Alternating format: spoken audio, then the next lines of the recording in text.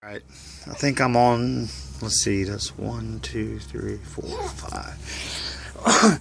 So I've run 10 gallons of fuel through this brand new heater.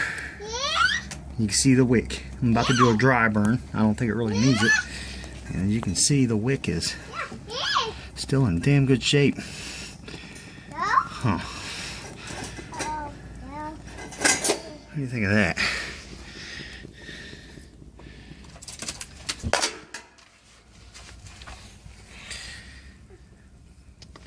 And see what kind it is. It's a dyno glue. It's a brand new heater we bought from Lowe's. You can see the wick is fine. You can see there. So I'm going to dry burn it.